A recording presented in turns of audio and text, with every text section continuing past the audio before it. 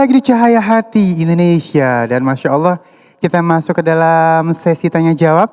Sebelum Ali bacakan pertanyaan-pertanyaan yang sudah masuk melalui media sosial kita kasih kesempatan dulu buat ada yang di masjid dulu ya. Assalamualaikum Umi. Siapa dulu nih yang mau nanya? Baik, ini insya Allah pertanyaan untuk guru kita yang dimulakan Allah Subhanahu Wa Taala, Kiai Haji Khalil Nafis, silakan. Jangan lupa namanya ya.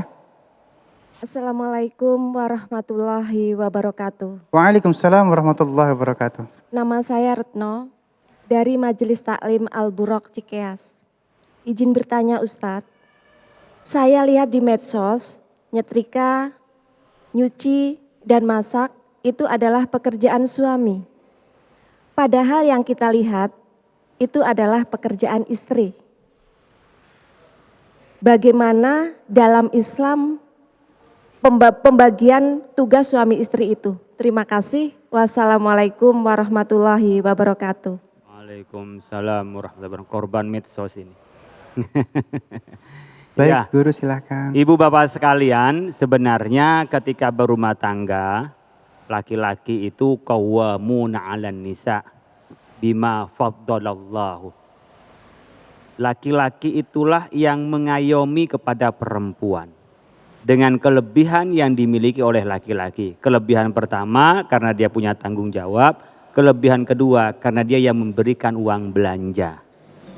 Jadi memang di dalam rumah tangga itu laki-laki wajib membeli uang belanja, wajib juga menyiapkan kebutuhan rumah tangga, sandang, papan dan pangannya, termasuk nyucinya. Kalau ada pembantu. Kalau enggak ya suaminya sendiri nyuci enggak apa-apa nyuci. Cuman keenakan nanti kalau laki-laki nyuci semua, yang masak laki-laki, perempuannya tidur terus nanti bisa bengkak. Ya. Oleh karena itu sebenarnya apakah yang nyuci laki-laki tanggung jawab laki-laki, tapi yang ngerjain bisa perempuan.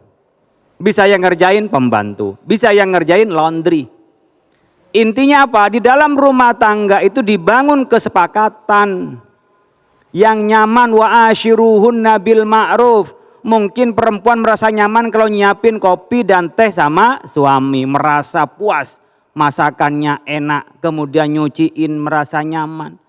Nah, ini ternyata lebih nyaman meskipun ngelayanin, tapi seandainya nggak ada siapa-siapa, perempuan nggak mau, oh ya sudahlah laki-laki yang nyuci nggak apa-apa. Tapi ingat, perempuan juga harus taat pada laki-laki, pada suami. Suaminya repot.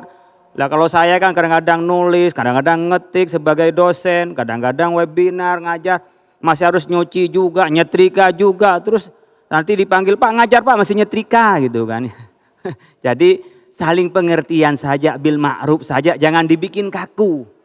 Seandainya mamanya suami istrinya sibuk ya nggak apa-apa suami yang ngerjain. Di dalam rumah tangga itu dibangun kesepakatan saja, jangan dibikin kaku bahwa ini adalah kerjaan suami. Semua dalam rumah tangga tanggung jawab suami. Perempuan membantu dapat 2 pahala. Yang pertama taat kepada suami, yang kedua meringankan tanggung jawab suami. Yang perlu diingat hubungan suami istri itu 4 hal. Antut imaha idza ta'imtah. Saling merasakan antara suami dan istri. Apa yang dirasakan istri dirasakan oleh suami, yang dirasakan suami juga dirasakan oleh istri. Yang kedua, ingat untuk bisa menjadi baik suami istri wa antaksuha idza tasaita, saling menutupi aibnya. Saling memperindah itu harus dilakukan.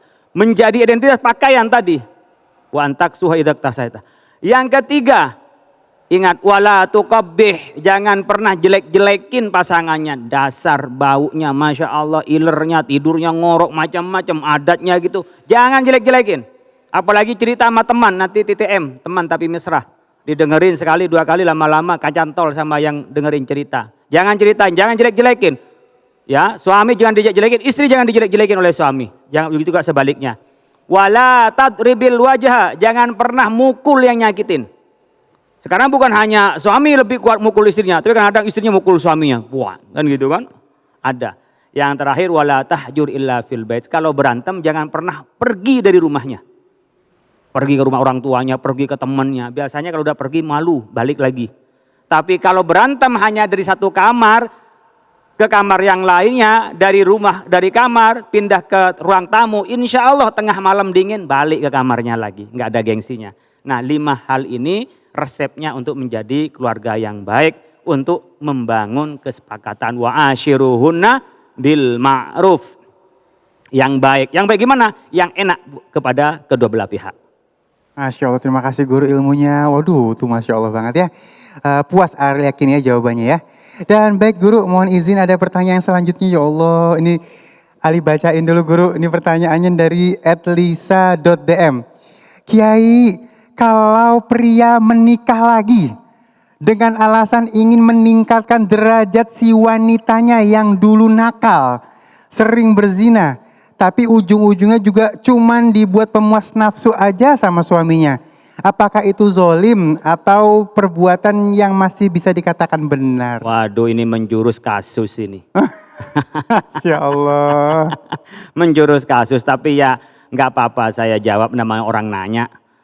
Ibu bapak, laki-laki pemuas nafsu perempuan, perempuan pemuas nafsu laki-laki, baik itu. Asalkan suami istri. Bener bu, pahala. Inna fi bud'i ahadikum sadaqah. Ibu yang berikan pelayanan kepada suami itu sedekah. Gak usah malu-malu. Oh udah tertutup kok, sudah jadi pakaian, gak ada aurat ibu bapak. Kalau dengan bapaknya aurat, dengan ibunya aurat, tapi dengan suami gak ada aurat. Begitu juga suami tanya, tapi ibu bapak jangan sampai alasan untuk memuaskan nafsu kemudian kita tanpa menikah, itu haram. Nah kita nikah lagi pak, dulu saya nakal pak, sekarang saya pengen tobat, nikah, dijadiin istrinya ustadz, ya alhamdulillah. Tapi kalau mau dikawin, mau ustadz, mau siapa tuh yang terang-terangan aja. Kenapa terang-terangan? Biar tahu loh dari istri tua ke istri muda itu izin mau ke sana gitu loh. Kalau sudah nggak terang-terangan nggak bakalan bisa adil. Kenapa? Kemana mas? Jadwal ceramah gitu Ustaz ya. Kemana? Ada jadwal. Padahal mampir ke sana, lupa pulang, mau pakai sorban ternyata kerudung istrinya yang dipakai. Wah. Bisa terjadi itu. Jadi kalau tidak terang-terangan sulit adil. Pakai apakah itu nginepnya, apakah belanjanya itu sulit adil. Oleh karena itu Bapak Ibu sekalian kalau mau dinikah ini terang-terangan saja. Mau jadi yang kedua, ya nggak apa-apa kalau sama-sama rela. Mau ketiga nggak apa-apa kalau sama-sama rela. Keempat nggak apa-apa. Sama-sama rela, sama siap untuk adil.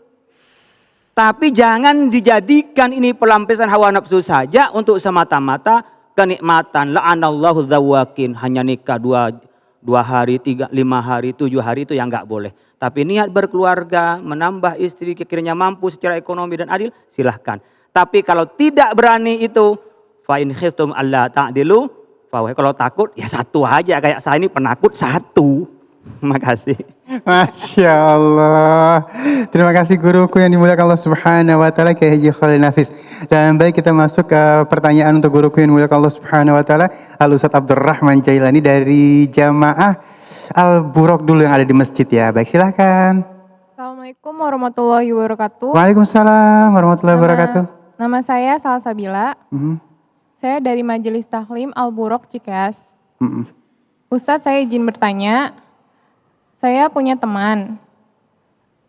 Dia sering melakukan pinjaman online. Dan sekarang hidupnya jadi sulit.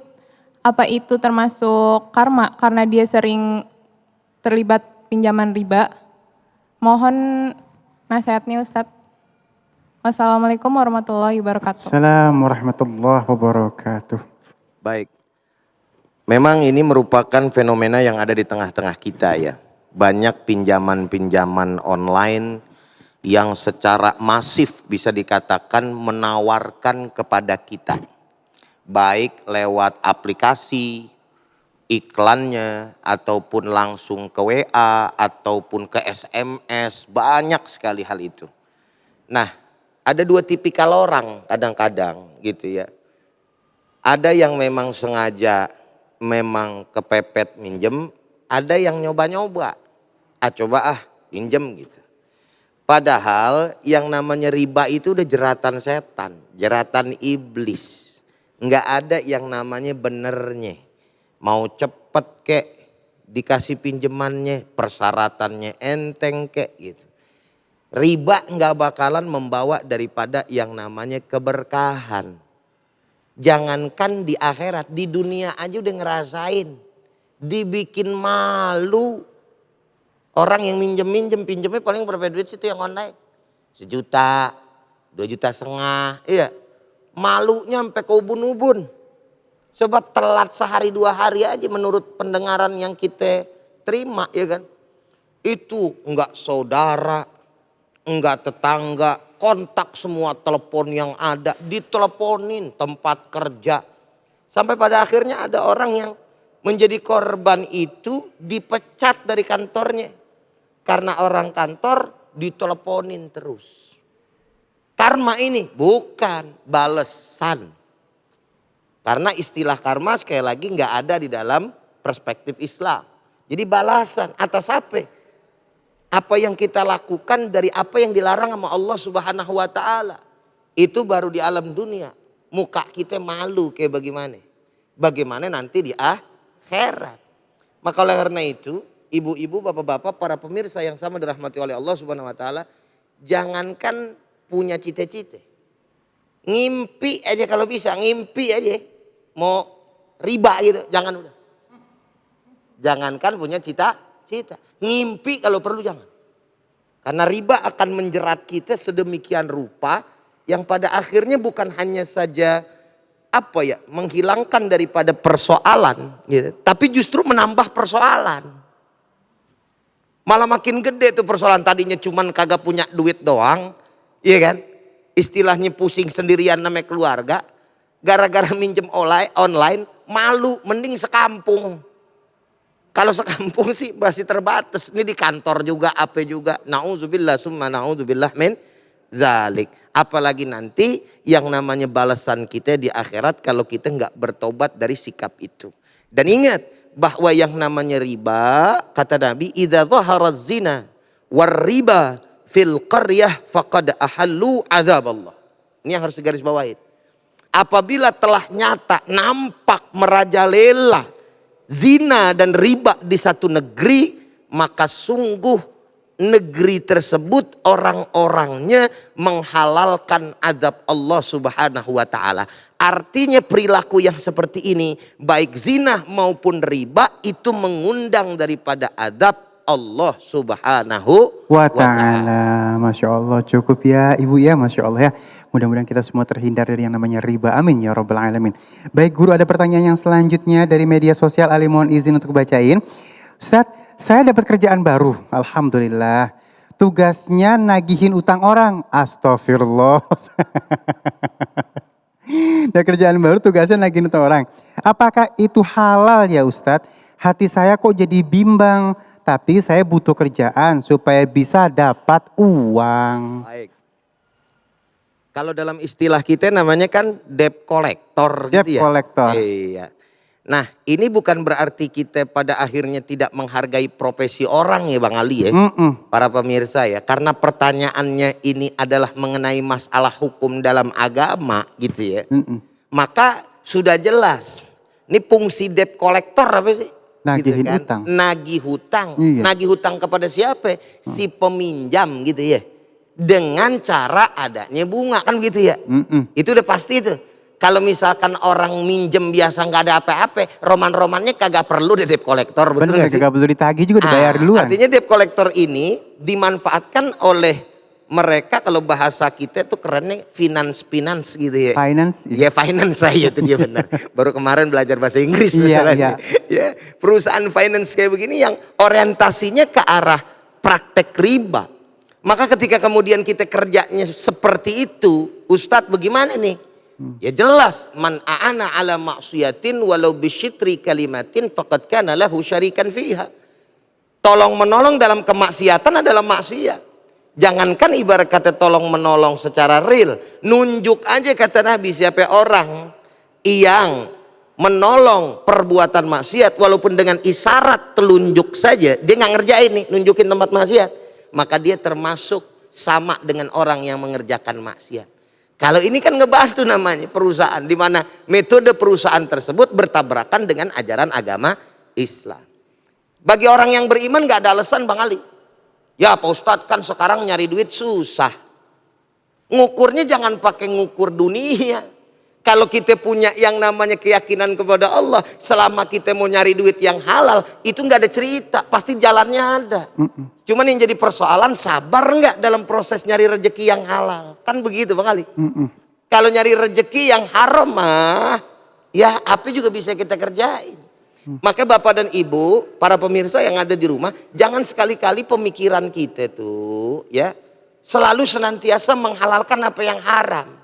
Kalau ditanya gitu, bagaimana nih nyari rezeki? Ya Pak Ustadz, jangan kata rezeki yang halal, yang haram aja susah kan gitu. Istilah ini mendorong seseorang untuk ya udahlah namanya kondisi kayak begini, mau haram kek, mau halal kek, urusan belakangan, urusan 17. Yang penting anak istri makan. Kelihatannya memang benar, artinya ada tanggung jawab dari orang laki-laki yang mau menafkahi daripada istri dan anaknya. Tetapi ingat, memberikan nafkah kepada anak dan istri itu wajib harus dengan nafkah yang halal. Terakhir sebagai penutup, Nabi menyampaikan man ishtara sauban alfadarahim wa fiha dirhamun minal haram lam tuqbal salatuhu madama syai'un minhu. Siapa orang yang beli satu baju seharga 1000 dirham, satu dirhamnya dari hasil yang haram, enggak diterima sholatnya selama bajunya menempel di badannya. Sekarang kita harus berpikir dan dipikirkan oleh kita semua bagaimana itu duit masuk ke dalam yang namanya anak istri kita perutnya, lalu kemudian dia menjadi pribadi yang bertakwa ataukah pribadi yang bermaksiat kepada Allah. Wallahu a'lam bishawab. Baik, terima kasih guru yang dimuliakan Allah Subhanahu wa taala dan pemirsa di rumah. Sesaat lagi kita akan melengkapi kebahagiaan kita dengan belajar ngaji atau memperbaiki bacaan Al-Quran kita. Masya Allah ya. Jangan kemana-mana, tetap bersama kami di Cahaya Hati Indonesia.